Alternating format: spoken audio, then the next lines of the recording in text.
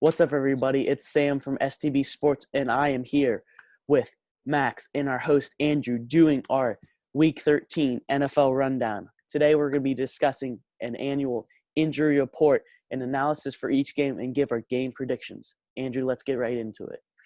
All right, let's. So we changed up a little bit from last week. This time, we're just going to give you all the important injuries at the start. So let's do it. All right, let's get into it. So we're going to go game by game here. Our first game injury reports to note is Bengals at Dolphins. So for the Bengals this week, there are not very many notable injuries. The center, B.J. Finney, is questionable. I don't believe he's played all year yet, so he's still questionable. And also cornerback Phillips is going to be questionable with a non-COVID-related illness. On the Dolphins side, the quarterback position is going to be a game-time decision for Tua. He is currently still questionable with a left thumb injury, so we might get to see Ryan Fitzpatrick behind center once again, but that's going to be a game-time decision. And the Dolphins' backfield is going to be a big question mark this week. So Myles Gaskin is still on injured reserve, but he is very likely to be activated this week, which is really going to be helpful for the Dolphins because both Salvon Ahmed and their other running back, Washington, they're both going to be doubtful for this game. So they're likely not going to play. So Myles Gaskin could be coming back and giving them a bit of relief at that running back position. Yeah, and next we got the Saints at the Falcons. So for the Saints, they have two big defensive injuries. So we have defensive lineman Marcus Davenport, who has a concussion. He'll most likely be out. And then also from the secondary, cornerback Janoris Jenkins has a knee injury. And then for the Falcons, as you can see on the screen, we have Todd Gurley and Julio Jones, who have a knee injury and hamstring injuries respectful. They're both questionable for this week. Julio said he didn't really feel anything in practice, so he's likely to play. Gurley also, though, he did not practice Thursday, so he is a little bit more doubtful for this game. Yep, so next up for the Lions and the Bears game, first up we have the Lions. So the Lions are definitely still going to be missing Kenny Golladay, the receiver. So that'll definitely hurt their lineup. They'll also be missing cornerback Okudah, and they're also possibly going to be missing Matt Stafford. He's still questionable with a thumb issue. He's actually been questionable for a little bit with that. So that's something to watch. And also DeAndre Swift is still questionable with that concussion. He has cleared concussion protocol, so it's really just going to be how he ends up feeling, whether or not he's going to play. I believe he's practiced in a limited fashion for most of the week, so he could definitely play. On the Bears side, we've still got Nick Foles as questionable, but that probably won't matter because I believe Mitch Trubisky is going to start either way here. So Mitch Trubisky will be the starting quarterback. As you see on the screen, Akeem Hicks is still questionable with a hamstring injury. And also, very notably, Khalil Mack is questionable with a back issue. So those are both anchors on that Bears defensive side that are very questionable. And also for the Bears, they're going to possibly be missing two of their best receivers, Darnell Mooney and Allen Robinson. They're both questionable, and they're both going to be a game-time decision this week. Yeah, next up we got the Browns and the Titans. So the Browns are still, of course, missing Denzel Ward. So the secondary is going to be even weaker this week. And then they're missing a few of the lesser-known receivers on their depth chart, not Rashard Higgins or Jarvis Landry, so nothing big to worry about for the Browns. And then on the Titans, they are missing tight end Jonnu Smith, so Anthony Ferkshire is going to have to step into that starting tight end role. And then cornerback Adoree Jackson is also out this week. So the secondary for the Titans, again, is like the Browns, is going to get even weaker. Yep. All right, so now for the Jaguars and the Vikings. So the Jaguars are missing multiple linebackers, so their linebacking core could be a little weaker than usual this week. And they're also missing quite a few other defensive players. They're missing one defensive tackle and a cornerback, which could be an issue against a pretty dynamic Vikings offense. And the Vikings actually are pretty much completely healthy this week. There's really no big-name players that are going to pop up on the injury report. So they're pretty much at full health. Yeah, next up, we got the Raiders and the Jets. So the Raiders, the big injury this week is Josh Jacobs. So without him, their solid run game is going to be a little bit weaker this week. And then, again, their defense is once again going to get even weaker. John Abram is out this week as well as defensive tackle Malik Collins. And then the Jets have no notable injuries, but still, it's not going to really affect the Jets that much. Yep. So up next, we have the Colts and the Texans. There's really no notable injuries for the Colts this week, which is good for them. They are missing their guard, Costanzo, and they're also their punter is actually questionable this week. So that'll be interesting to see how that plays out. On the Texans side, the biggest thing here, there's really no notable injuries, but as we all know, Will Fuller was just suspended for PEDs. Yes, PEDs. So he's definitely going to be out for this game and for the foreseeable future. So those are the injuries for Colts and Texans. Yeah, he's out for the season. He's got a 7-game suspension. He won't be coming back this year. Pat McAfee might have to come out of retirement for the Colts there. There you go. And then for the Rams and the Cardinals, there's really no notable injuries to note. Yep. So for Giants and Seahawks, the biggest thing, as you can see on the screen there, Danny Dimes is going to be doubtful to play this week. Daniel Jones sustained a pretty moderate hamstring strain last week against the Bengals. So he's definitely doubtful to play. I don't think there's really any chance to see him out on the field. That being said, he was limited in practice on Friday, so he's very possibly going to be back next week for that game. So a bit of a question mark at the quarterback spot for the Giants over the next few weeks, but hopefully Daniel Jones will be back next week. On the Seahawks side, they're missing a couple defensive pieces, notably Trey Flowers, the cornerback. He's doubtful with a hamstring injury. And also the newly acquired defensive lineman for the Seahawks, Carlos Dunlap, who just came over from my Bengals. He's going to be questionable this week, so we might not see him. Also, Carlos Hyde, the running back, I believe backup running back at this point for Seattle. He's questionable this week. That being said, Pete Carroll said that he's counting on Hyde to play this week, so we'll probably see him out there. Yeah, and the next game is the Eagles versus the Packers. So the Eagles have both Fletcher Cox and Ertz, who are a little bit questionable throughout the week. They are going to play this week. Darius Slay, one of their quarterbacks, their main guy, number 1, great cornerback. He's questionable this week. And then for the Packers, all-pro linebacker Zadarius Smith is questionable and is expected to play, and he could be a big difference maker this game. Yep. All right. So next up, we have the Patriots and the Chargers. So for the Patriots, a couple notable injuries, actually. First of all, kicker Nick Folk is still questionable with a back issue. He's been questionable for the last 5 weeks, and he's played every time, so no issues there.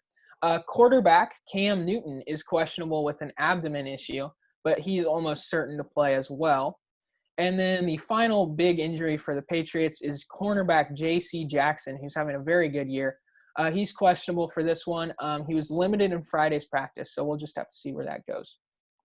On the Chargers side, running back Kalen Ballage is questionable again. That being said, Austin Eckler has returned off IR, so that shouldn't really impact the game whatsoever.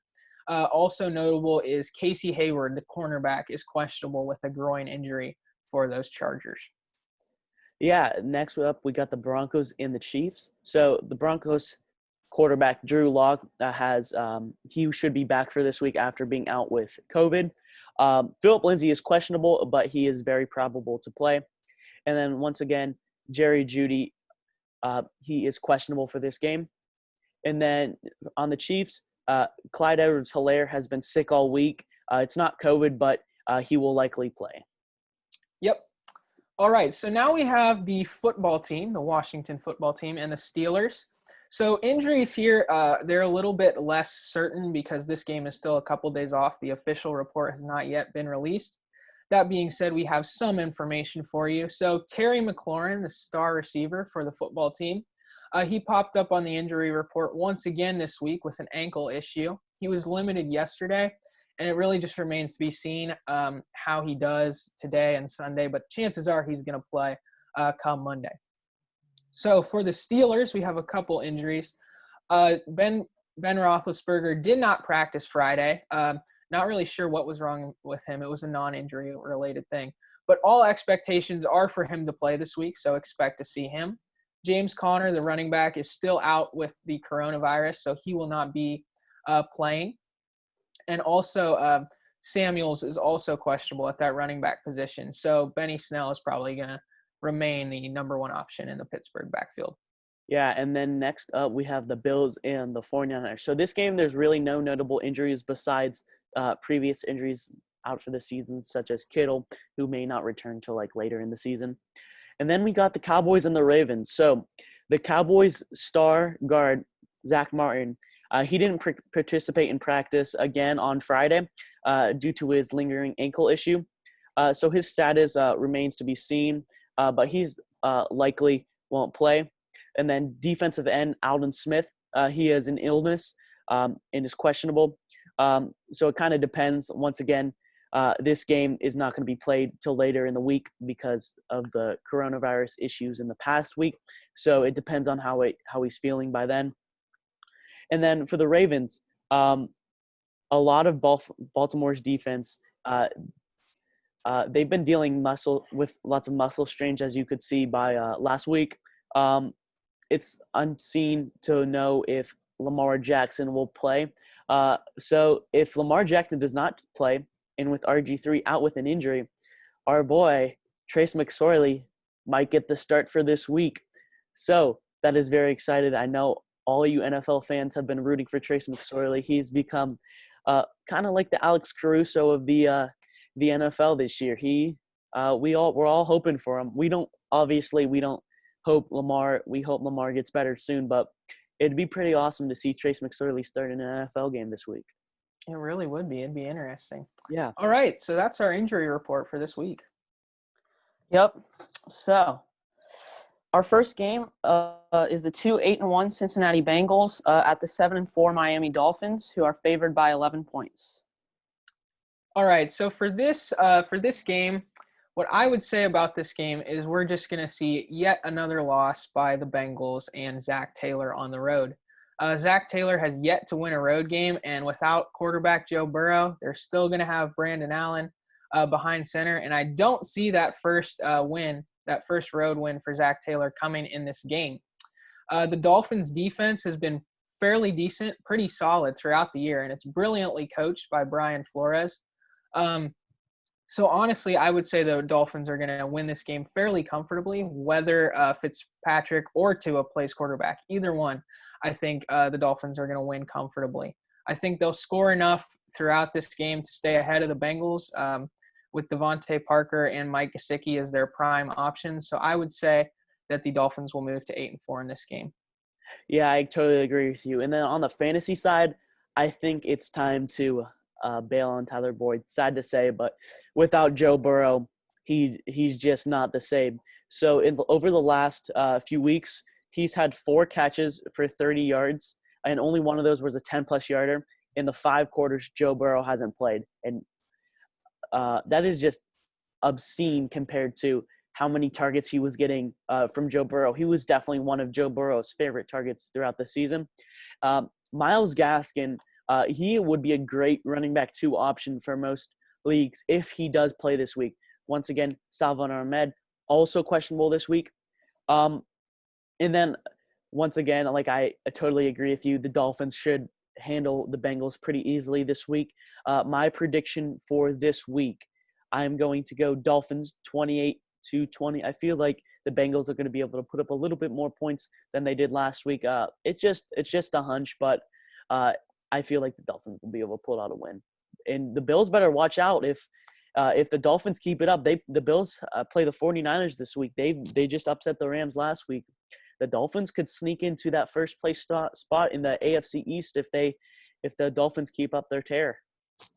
I'm with you there for sure. I'm actually pretty much rooting for the Dolphins to take out the Bills in that AFC East spot. For this game, I'm going to take Miami 25-10 over the Bengals. I think the Miami defense is going to be too stout for the Brandon Allen and the Bengals offense to overcome. So, Yep, I'm with you guys. I have the Dolphins 24-14. I have a question for you, Max. You talked about Zach Taylor with no road wins. As a Bengals fan, what is your opinion of Zach Taylor? Oh man. I kind of liked him, to be honest, up until the point when Joe Burrow got hurt. I think that looking back on it, reflecting on it, he hasn't done a good job with that offensive line. He has been making some moves, which is good, but I don't think he's done enough, and I think the record speaks for itself. He's only won 4 games in his whole head coaching career, so I think that I would be pretty happy to see him go after this season, personally. All right, gotcha. All right, our next game is the 9-2 New Orleans Saints against the 4-7 Atlanta Falcons. The Saints are favored by a field goal. All right. So the Saints have been an absolute hot streak the last couple games. They have not lost since week 3. So Taysom Hill, Alvin Kamara, and Latavius Murray should all have great days on the ground, as the Falcons' defensive line has been horrid all year. Though the Falcons have some weapons returning this week and have absolutely destroyed the Raiders last week. So they have Julio and Gurley possibly returning this week. So they'll be able to battle out the Saints' offense. So if the Falcons' defense is able to stop the run, this could be very well an upset. Yeah, personally, I don't agree with you there, Sam. I think the Saints are going to handle this one fairly easily. From a fantasy perspective for this game, you can definitely look at Calvin Ridley to be one of the top options because Julio Jones is still questionable. Now, if they both play, I could still see them both getting quite a few points in this game. This could very well be a pretty high-scoring game. But Calvin Ridley could definitely be a top option. On the New Orleans side, Michael Thomas has developed a surprisingly good connection with Taysom Hill. So he's definitely going to be a must start, and he's probably pretty much back all the way after his struggles at the beginning of the season. So he's back for fantasy managers to utilize. I do think people want to note that Alvin Kamara, who has been fantastic throughout most of this year, has lost a lot of his value actually because Taysom Hill has been taking a lot of his carries. Taysom Hill's been running the ball very well from the quarterback position, so they haven't been running the ball much with Kamara, and they actually haven't been throwing much to him, which is where he gets a lot of his points. So I think you might want to be a little careful about Kamara, and Taysom Hill could definitely be a starting quarterback option in this game. As far as predictions go for this contest, personally, I am going to be going with the Saints in this one. I'm going to take them 24-17 over the Atlanta Falcons. Yeah, and this is my upset of the week, Max. I'm gonna have to go with the Falcons, 34-31. Once again, I have been on the Falcons train the last couple of weeks. They've been playing very solid, especially last game. Their defense was great against the Raiders. They absolutely destroyed them. I'm gonna go with the Falcons. I feel like they're gonna win by a field goal. Younghoe Koo is due for another great game as usual. Thank you, Andrew, for that trade. I'm gonna have to say, I'm liking the Falcons this week. Yep, unlike you, Sam, I don't see the Saints win streak ending here. I have the Saints winning 28-17. Next up, we have the 4-7 Detroit Lions at the 5-6 Chicago Bears. Chicago is favored by a field goal. All right, so for this game, this will be the Lions' first game without Matt Patricia manning the helm here, which I personally am very happy with the Lions for getting rid of Matt Patricia. He's been very, very bad as a coach for that team. So this week they'll be rolling out Darrell Bevell as the head coach for the Lions. He was the offensive coordinator there under Matt Patricia, and now he's going to be the interim head coach. So both these teams are on a serious skid right now. Chicago has lost 5 straight. Detroit lost a Thanksgiving Day game, and before that they got shut out, which is pretty surprising in today's NFL. So they're both on a pretty serious skid, looking to not be the last place team in that NFC North division. So this is going to be a pretty ugly game if you ask me. I think it's going to be a pretty ugly, low-scoring affair. We're going to see both offenses struggle a lot against a pretty decent Bears defense, so they could be missing some pieces. And just I don't think that the Bears offense is very competent, personally. So Trubisky is going to once again start at quarterback for the Bears, and I do think that he and Matt Nagy will be able to get this win here against the very sloppy Detroit Lions, especially because Detroit will have a brand new head coach. But I think this is going to be a pretty ugly, low-scoring game. Yeah, I think I can agree with you. I feel like Matthew Stafford, whether or not he plays, is going to be the difference in this game. So on the Bears, Allen Robinson looks to have another great game. I feel like he really had a good connection with Trubisky last game. He had 2 touchdowns against the Packers last week, despite the Bears' big loss. And I feel like, honestly, Mitch Trubisky has been playing like in his last showing. He played a little bit better than Nick Foles did previously. And then for the Lions, TJ Hawkinson, he should have another big game as usual. He's been a top 4 to 5 tight end in most games pretty much all year. He had a decent game on Thanksgiving last week. And then, but most of all, the main man you should target this week is David Montgomery. He is going to be a stud this week against a terrible Lions defense. I expect him to be in the top half of running backs this week. I should say he's probably going to be about between 7 and 10 in fantasy points scored this week for running backs.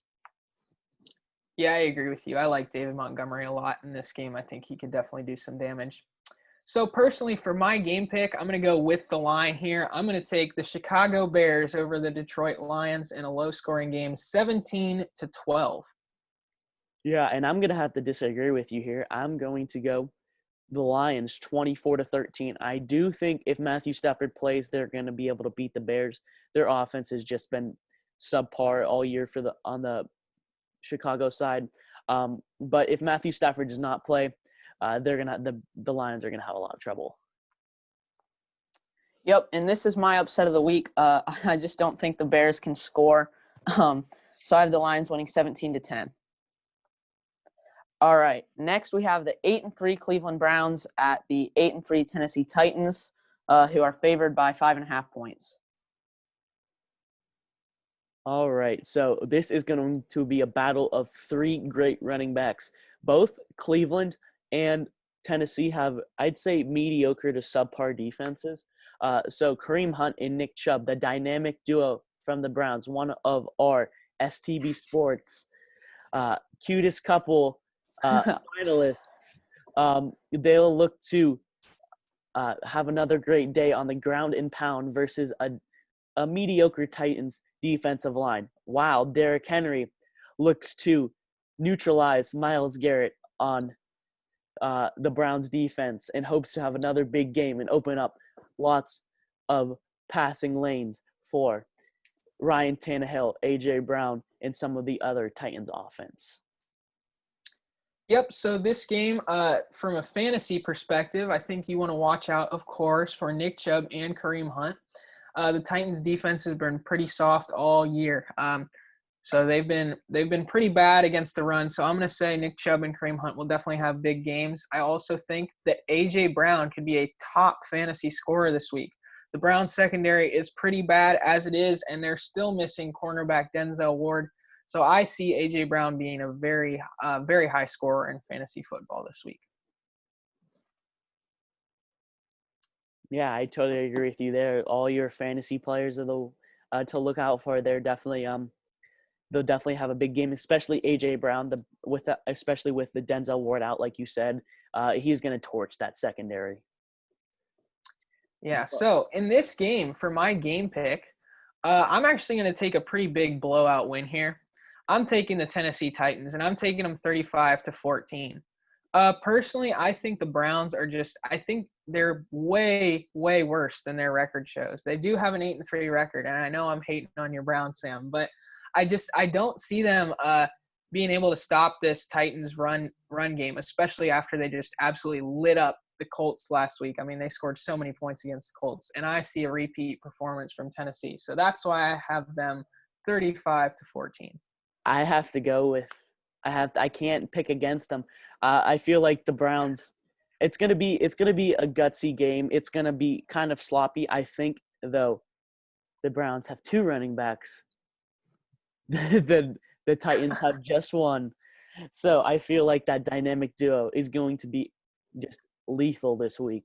I don't think the Titans are going to have an answer for Kareem Hunt coming out of the backfield as a passing option, and Nick Chubb being that great downhill runner that he is. He's been so underrated all year. Despite the injury, I believe he's like top 5 or 6 in rushing yards this week. Is that right, Max? It is, yes. Yeah. So I don't know how you could pick against that. Once again, though, I mean, I have to pick for my team. You can see back there as well. But I feel like if the Browns win this game, you cannot talk bad about them anymore. They're going to be moving up in our power rankings. Watch out for that video next week. But I think the Browns, they're going to pull out the win 20-13.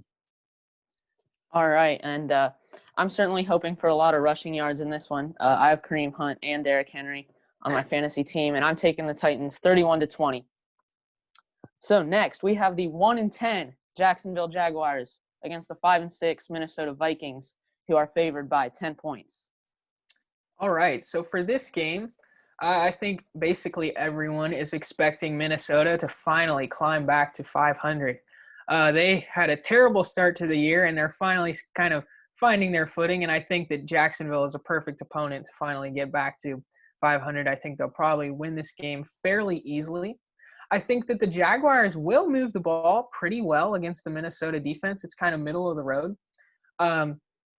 That said, I just don't think they'll be able to score enough to keep up with Minnesota's talented offensive weapons like, Justin Jefferson, Adam Thielen, and, of course, Dalvin Cook.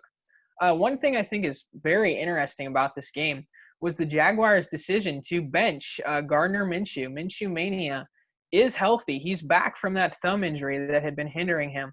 But the Jaguars are going to go with Mike Glennon here. So that's a very interesting start, in my opinion. I think that's a very different thing to see, Mike Glennon behind center again. So that'll be interesting to see how that works out, but I still see Minnesota here playing pretty well. Yeah, and I think, Max, I have quite the conspiracy theory for you.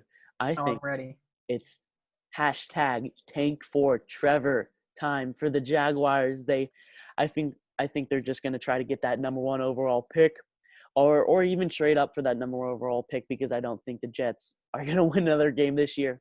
But yeah, I feel like that might be the reason why they're starting Mike Glennon. I feel like they had Gardner Minshew. Sorry, he's been solid. He was solid in the first couple games of the year. He even led them to a victory in the first few weeks of the season. I just think it's a boneheaded decision if you're not actually trying to tank. And then from a fantasy standpoint, like you said, Justin Jefferson and Adam Thielen, who was back from COVID after being out last week. If you saw the video on YouTube or TikTok or Instagram, he was very excited about the Vikings win last week. It was a hilarious video. He's running around with his children. Very funny. Dalvin Cook, once again, he should go off against a bad Jaguars defense. And then on the other side, James Robinson is a must start as usual. I think at this point in the year, he is matchup proof. He's basically, if the Jaguars can get anything going on the passing game, he is kind of the rock. And then one of my sleepers of the week, Kirk Cousins, should have a great game throwing it to Jefferson and Adam Thielen, torching that bad Jaguars defense. And one thing I have to say, you like that. I like that. One thing to note, I think Kirk Cousins, after really starting out the season really, really terribly, that's part of the reason that Minnesota lost so many games early. I would say that Kirk Cousins has been playing really, really well for the past couple of weeks. So that's definitely good to see if you're a Vikings fan. So for my prediction for this game, I'm going to take the Vikings by 1 touchdown. I'm going to take them 28-21. Yeah, and I think it's a little bit I think it's going to be a little bit more of a blowout than that. I have the Vikings winning 33-17. And one thing to watch out for, if the Cardinals keep slipping up, they've lost, I believe, is it 2 or 3 straight? I think it's 2. Okay, they've lost 2 straight, and the Vikings are on quite the win streak. If they keep up the work, they could very well sneak into that wild card spot for the 7th seed in the NFC. You have to watch out for that. If the Cardinals keep slipping up, they're in trouble, especially as they play the Rams this week. If they lose this game and the Vikings win this game, they could slip into that spot 100%. All right, and I also have the Vikings making it 6-6. I have them winning 24-10. So next we have the 6-5 Raiders at the 0-11 Jets, who are supposed to lose by 8.5 points. I'm sorry. I just have to. You see the Jets and you kind of just laugh. So, I mean, the Jets are 0-11.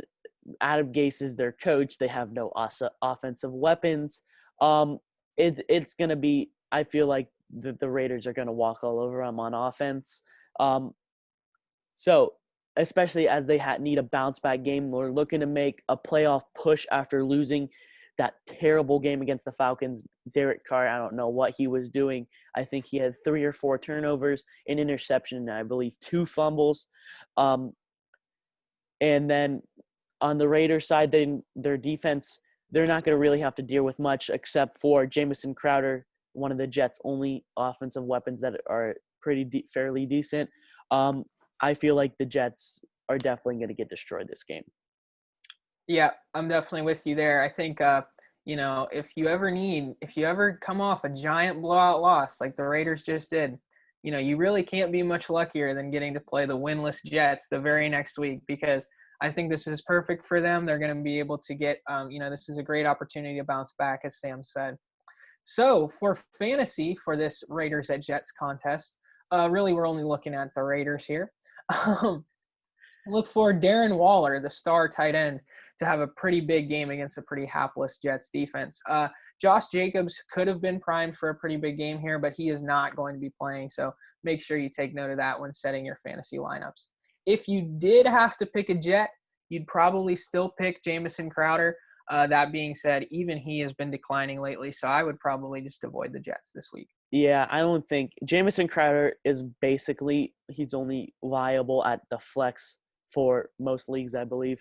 And even in deeper leagues, some team might not even use Jamison Crowder. He's on the Jets. I mean, it's kind of hard when they don't put up points. Agreed. I mean, he could be used other places. I feel like the Jets need to totally blow up everything and just draft. Yeah, for sure. So for my game pick this week, surprise, I'm going with the Raiders. So I've got the Raiders going on to win this game 24-14. Yeah, and I have the Raiders winning 27-10. Yep, Raiders 21-13 for me. So last week I asked you guys if you thought the Steelers were going to go undefeated. So now I'm going to ask you guys if you think that the Jets are going to go without a win in the 2020 season. 100%. No doubt in my mind with Adam Gase at the helm. We all know how I feel about him. He's just an atrocious coach, and he's totally running that team into the ground. Laughing stock of the league. For sure. For sure. All right. So next we have the 7-4 Indianapolis Colts at the 4-7 Houston Texans. Colts favored by a field goal. So what do you guys think? Yeah, so here, the surprisingly hot Texans, they're coming off a 2-game winning streak, will be hosting Indianapolis. Most notably here, the Texans will, as we said, be without Will Fuller, which is Deshaun Watson's primary target. But for this game, the Colts have just come off that blowout loss to the Titans. So I'm guessing that they're going to be really well prepared to take on division rivals this week. And I think they're going to do pretty well in this game. That being said, you can never count out Deshaun Watson. He's been playing out of his mind this year, holding up a pretty lackluster Texans team. And, of course, they still have the star defensive end, J.J. Watt. So you definitely have to be watching the Houston Texans in this game. One really interesting thing here, though, is the Colts defense is pretty much back to full strength, which they're certainly going to be happy about. DeForest Buckner has cleared COVID protocol, and he will be activated, I do believe. So that's definitely a good thing to see for the Colts. Yeah, my man DeForest Buckner. Without him last week, the Colts defensive line just looked like they were letting anybody through. They were just the Titans were just parting the Red Sea, if you will. They just walked all over that defensive line without DeForest Buckner. He will make a huge impact this game, especially against a Texans offensive line that has been pretty bad all year. And then from a fantasy standpoint, the Colts defense, special teams, as usual, is a must start. Despite a rough outing last week, they'll be back this week against the Texans. And, man, I just feel so bad for Deshaun Watson. He just is running around the backfield, escaping pressure, doing all he can to put that team on his back. If they did not have him, I could very well see this team being 1 win, 2 win. He is basically carrying that team. But now look for Brandon Cooks to be rostered in pretty much all leagues. Without Will Fuller, he's definitely going to be the main target this week. Yeah, for sure. For sure. Brandon Cooks is definitely going to rack up a lot of targets, I would say. So for this game, I almost picked the Texans here as my upset of the week, but I just can't do it. I think DeForest Buckner being back is just going to push the Colts over the edge. So I think that the Texans win streak will be snapped. I'm taking the Colts by a score of 21-17. Yeah, and I kind of agree with you. I feel like the Colts are going to have a sense of urgency this week after that loss to division rival Titans last week. They need this win to stay on pace with some of the other wild card teams, such as the Browns and the Dolphins, especially because the Dolphins have such an easy win or have an easier game this week against the Bengals. Sorry, Max, but I'm going to pick the Colts 16-10. Yep. So I think I would pick the Texans coming off of a 2-game win streak if they still had Will Fuller. But without, I'm going with the Colts 21-20. All right. So next we have the STB Sports Game of the Week. The 7-4 Rams at the 6-5 Cardinals. Rams favored by a field goal. Yeah. So, as we've all known, Kyler Murray's shoulder injury is very significant. His numbers have went down so much in the last 2 games, I believe, which he's had the injury, especially rushing the ball. And this is really going to hurt them because the Rams' defense has been stout all year. Both the Rams and the Cardinals are looking for the bounce-back wins after one loss to who did the Rams play last week? Oh, sorry, the 49ers, a loss to the 49ers last week after that heartbreaking game-winning field goal, and then 2 respective losses for the Cardinals, and that's really hurting their playoff stock. They were in the front row of their division for the last couple weeks, for a few weeks before, but now they're in 3rd place, I believe, playing the Rams now. Yeah, so that's why I think we have this game as the game of the week. This is a really big game for both these teams. It's a division game, and they both need to get off those losing streaks. I do believe it was Arizona who had that heartbreaking field goal that Sam mentioned by the Patriots. So, the Rams did lose by a field goal, my bad. Yes, that's true. So both these teams coming off the loss, they both really need a win here, and that's why this game, I think, will be quite exciting.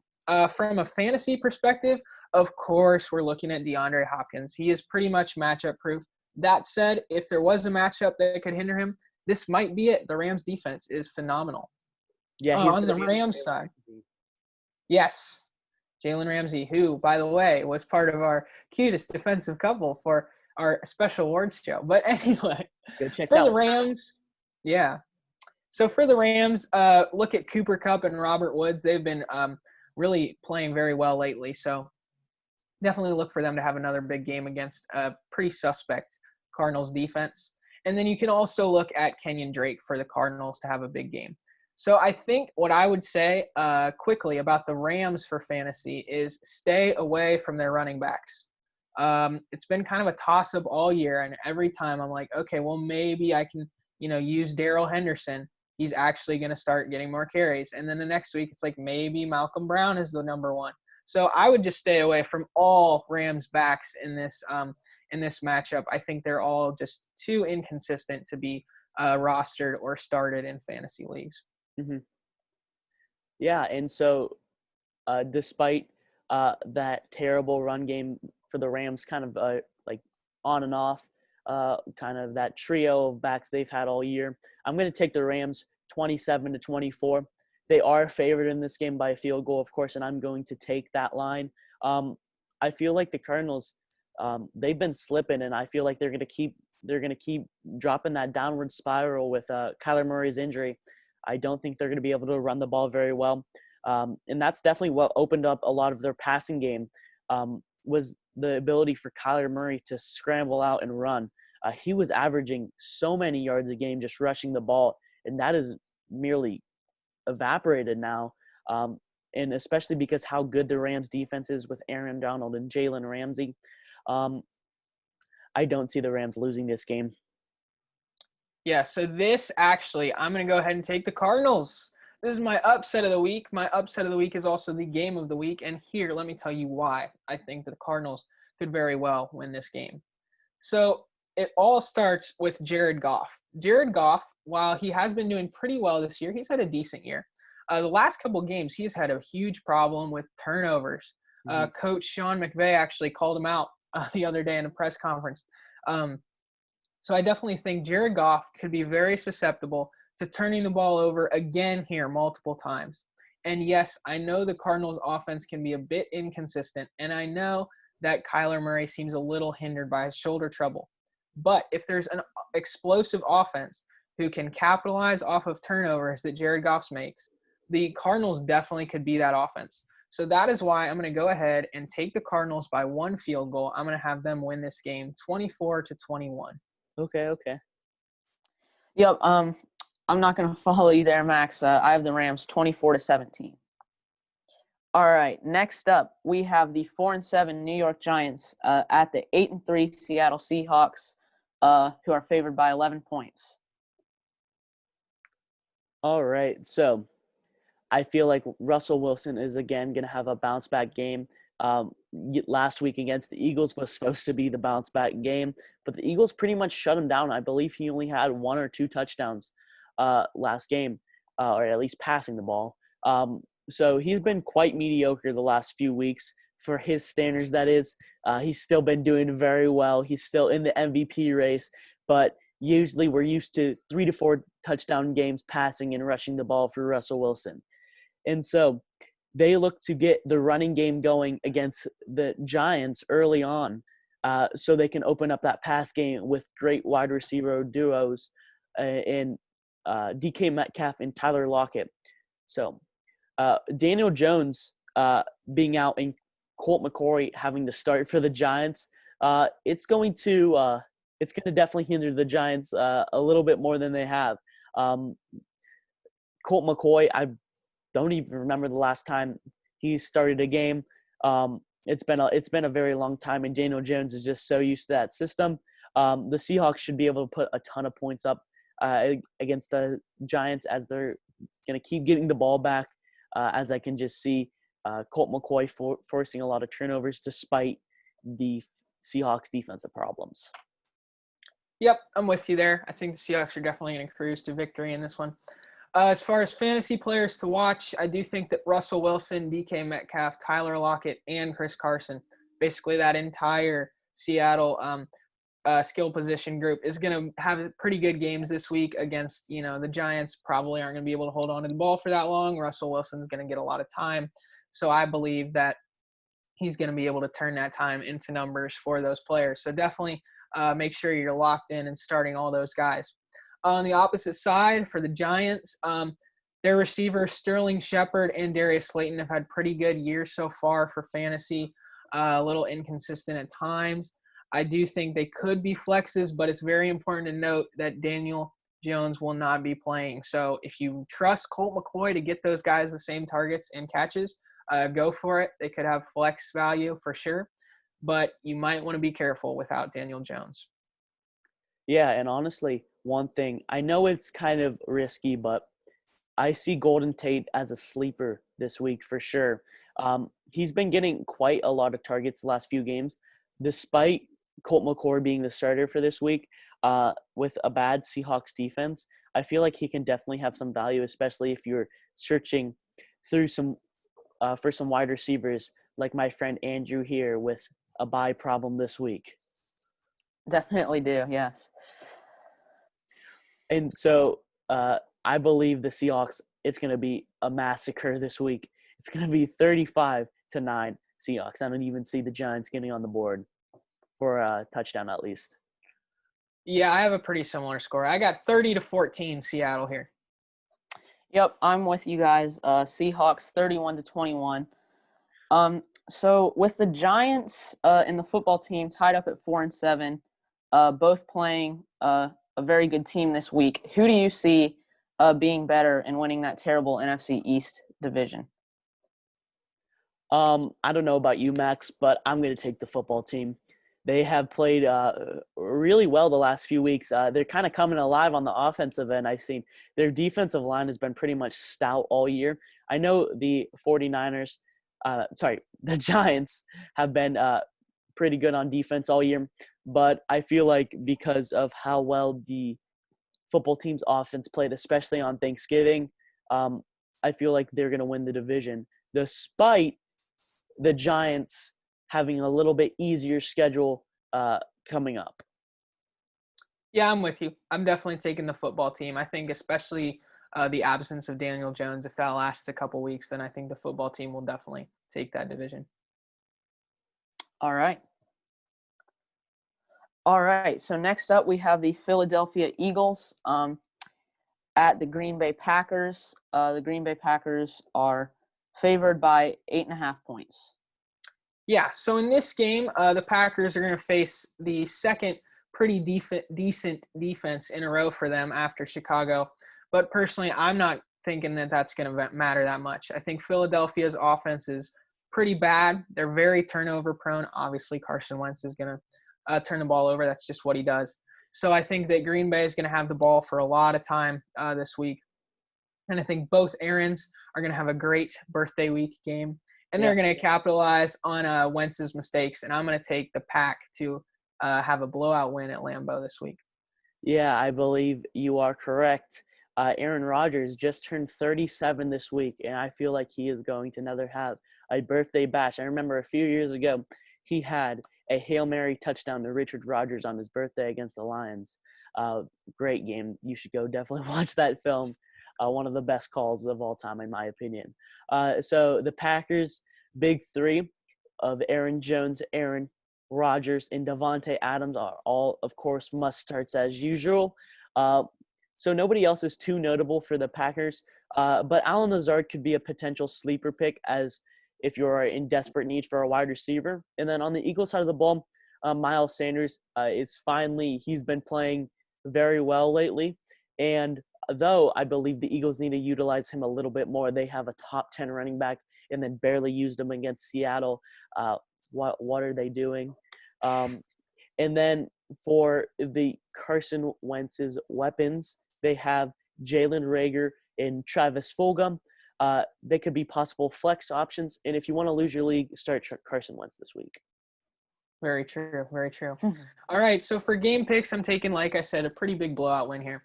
31-14. I am taking the Packers over the Eagles this week. Yeah, I'm right there with you, Max. I believe it's going to be 30-14 Packers. Yep, I have them scoring even more than you guys do. I have Packers 37-17. All right, our next game, the 5-6 Patriots at the 3-8 Los Angeles Chargers, who are favored by 1.5 points. All right, so this is actually going to be quite an even game, despite the Chargers' lesser record. They're actually favored for against the Patriots this week. So the one thing about the Patriots, you can never count them out with the mastermind Bill Belichick coaching them. I feel like it's going to be a battle of coaching this game, and I feel like this is going to be the reason why the Patriots will win this game. He is so much better of a coach than Anthony Lynn, especially towards the end of the game. Bill Belichick, of course, been great play calling in clutch moments. I feel like Cam Newton is again going to have a great game rushing the ball against Chargers defensive line that has been quite shoddy all year. And also, the Patriots defense has been much better than the Chargers throughout the year. Yep, I'm with you entirely. I think the Patriots are just going to outduel the Chargers at the end. So for fantasy this week, basically the same names we're always hearing. Justin Herbert and Keenan Allen are definitely starters from the Los Angeles side. That being said, you may want to avoid some of the other lesser players from LA's side because the Patriots defense is pretty solid. The number one fantasy pick for this game is definitely Austin Eckler. He did great last week despite not scoring any touchdowns, which is perfect production for anybody who follows fantasy. They know lots of points without touchdowns is perfect. So Austin Eckler, definitely start him again. As far as the Patriots, look for Damian Harris and James White to produce numbers out of the backfield. They could be pretty useful as flex candidates this week. Yeah, Austin Eckler, our fantasy football savior, one of our fantasy football saviors. He's going to help me so much in the playoffs. I'm excited to see him be back and finally maybe get some touchdowns this week. Yeah, for sure. So this week, I'm going to have a pretty close game because, as we know, the Chargers are always in close games, and they always lose. So that's why I'm taking New England 28-24. Yeah, I basically have the same score as you. I believe it's going to be 28-23, the Patriots winning. Yep, so I'm with you that it's going to be close, but I do think the Chargers are going to squeak this one out, despite the fact that they've been underperforming a little bit. I have the Chargers 21-20. So next up, we have the 4-7 Denver Broncos at the 10-1 Kansas City Chiefs, who are favored by 13.5. Yeah, so personally this week, I think that the Broncos are definitely going to struggle with this one. Luckily, they will have somebody who plays the quarterback position, so that's definitely a good thing for them. Won't be nearly as ugly as it was last week. However, I just think that the Chiefs' high-flying offense is just going to be way too much at home for the Broncos' shoddy defense. And this is looking to me like a pretty big blowout for the Chiefs. I think the Broncos are going to try to keep pace with that offense by forcing the ball downfield with Drew Lock. And Drew Lock, of course, is not exactly a star quarterback. So I think he's going to make a couple mistakes, which are going to be capitalized on, and Kansas City is going to roll here. Yeah, I mean, there's nothing else to say about that, really. I think we can all agree this is going to be a blowout. We just saw the Chiefs light up one of the top 5 defenses in the NFL in the Buccaneers last week. And this is a much worse team. So Patrick Mahomes, Tyreek Hill, Travis Kelce, we all know what they do. Definitely stars. I believe they're all top 2 or 3 in their position in terms of a fantasy standpoint.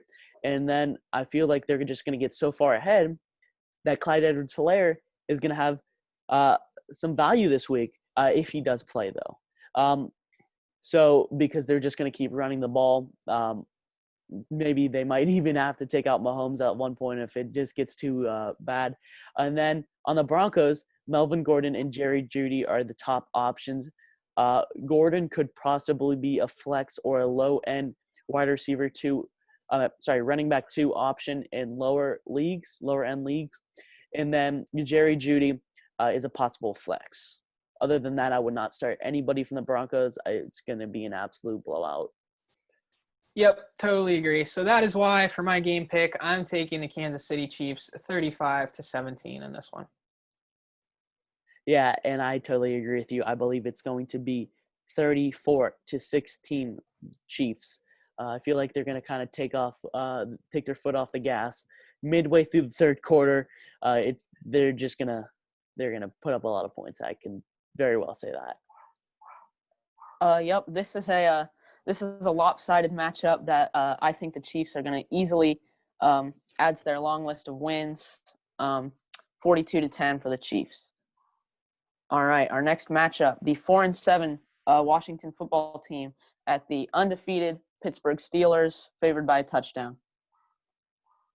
Yeah, so between the football team's hot streak and then the Steelers' amazing ability to play down to their opponents, this game is actually going to be a lot closer than you might think. So, however, with how great Pittsburgh's defense has been throughout the last year and a half, they're going to most likely shut down Washington's great run game between Antonio Gibson and J.D. McKissick. And Alex making Alex Smith going to be forced to throw the ball to the receivers that they do not have besides Terry McLaurin. So for these reasons, I'm going to have to take – I believe the Steelers are probably going to win this game by a small margin because I feel like Washington will still be able to put up a few points. Yep, totally with you. From a fantasy perspective, Antonio Gibson is still a must start. He has pretty much the toughest matchup possible, but he's still a must start, I would say. I would avoid all other Washington players except maybe McLaurin if he does go. For Pittsburgh, surprisingly enough, I mean, we don't really think about it that much, but Washington's defense is also pretty solid. So you might want to be careful about starting everybody on that Pittsburgh side. However, Chase Claypool has been just racking up targets for the Pittsburgh Steelers, so definitely look for him to have a decent game. And then also Benny Snell is once again going to be a streaming running back option because James Conner is going to be out again. Yeah, and I believe the Steelers will actually win this game 20-17, though I feel like they might have a little bit of luck this game to beat that football team. But the Steelers could possibly be on upset alert this week. Can we just talk about how lucky the Steelers got last week with that game? The refs they gave that game to them, man. I mean, I know this is a little bit biased because I'm a Browns fan, but it should have been 4th and inches. They just magically changed that call, and I think you could agree with me, giving that ball to the scary offense led by Trace McSorley. Right. Could have came back and won that game. Yeah, for sure. I definitely disagreed with that call as well. So personally, I agree with you. I think Washington could very well upset Pittsburgh, and I almost took them in my upset of the week, but I couldn't do it, and that's why I have Pittsburgh winning 23-18. Yep, I can't bet against the undefeated Steelers. I have them winning 21-13. All right, so next we have the 8-3 Buffalo Bills at the 5-6 49ers, who are favored by only 1 point, surprisingly to me. Yeah, I totally do not understand that line this week. I know San Francisco is just getting healthy now, but I don't understand how the Bills have played so great all year. I don't understand how they're not favored this game. Yeah, I think if you're going to place a bet, this is definitely the bet to place this week. Oh, Personally, yeah. That's what I would do. So I think here the 49ers are, of course, looking to keep their win streak alive against the middle-of-the-pack Bills defense. The Bills should definitely get that pass game working, though. I think it'll work pretty quickly. Obviously, they don't run the ball much, but I do think that they'll be able to put up a lot of points here as usual. That's just how Josh Allen rolls with Stephon Diggs and the rest of his receivers. He's going to have a big game. So for the 49ers, of course, I think they will score some points, especially because Raheem Mostert is back. He's, of course, so fast. And so I think that he's definitely going to be able to do some damage to that Bills defense, but I still see the Bills winning this one. Yeah. And from a fantasy standpoint, Stephon Diggs, Josh Allen, as usual, great starters, both I'd say top 5 or 6 in their positions fantasy-wise. And then on the 49ers, Raheem Mostert is a must-start again. He was finally back in the lineup last week. He played all right, but I feel like he's going to have a little bit better game against a worse defense in the Bills compared to the Rams from last week. And then as a sleeper, Cole Beasley is definitely a solid option for the Bills. He has been surprisingly one of Josh Allen's favorite targets besides Stephon Diggs. Cole Beasley often gets those little dink and dunk plays, but he racks up those catches. He might very well have a big game. I know he was pretty solid for you this year, Max. Yeah, he has been. He's done pretty well. So for me, I'm taking the Bills here for sure. I'm really not sure what Vegas is thinking with that line. I've got Buffalo winning 31-21. Yeah, and I agree with you. I believe Buffalo is going to win 27-17. I believe it's going to be a little bit less scoring than you said, just because of how good the 49ers defense is when healthy. But yeah, I totally agree with you, Max. Yep, Bills 28-21 for me. That line really just confuses me. So next we have the 3-8 Dallas Cowboys at the 6-5 Baltimore Ravens, who are favored by 7.5 points. More Tuesday night football. Yeah, I'm excited. Yay. It's been quite odd having so many games throughout the week, having a Wednesday game and then yeah. Um, so the Cowboys will most likely be having another loss this year with their terrible coaching and their offense stunting despite all their weapons. I know it's not quite all their fault with the injury to Dak, but yeah, the Ravens defense has been very good all year. They're a little bit banged up, but they should have a solid performance this week. And then on offense, the Ravens QB is still up in the air this week. Lamar Jackson has not been said yet to be the starter or if he is healthy or not because of his COVID. So very well, we might be seeing our boy, Trace McSorley, as the starter. He might be throwing them dimes and he might not even be trying, but he might lead this Ravens team to another win today. Yeah, that's pretty much all I would say for that game as well. I think that the quarterback situation in Baltimore will be something to keep an eye on for sure. And then from a fantasy perspective for the Cowboys, I think you could definitely look at Amari Cooper. He's a must-start wide receiver. And Ezekiel Elliott, obviously be careful with him. He's been kind of falling off lately, but he's still, of course, very talented. So you definitely have to look his way when you're thinking about your running backs. Yeah, I totally agree with you, Max. And so I have the Ravens winning 31-19 this game. Yep, very similar score from me. I've got the Ravens 28-13. Yep, I've got Baltimore 24-20. That being said, if Trace McSorley starts, it will be a much bigger game for the Ravens. Yeah, they will score a lot more than 24. We can just say that. And that brings us to the end. Yeah, so that was our final game of the week. So make sure to go check out our some of our other videos, which will be shown on the screen. So go click those links, go view those videos. They're great videos. Make sure to like, subscribe, turn on post notifications, and have a great day. Peace.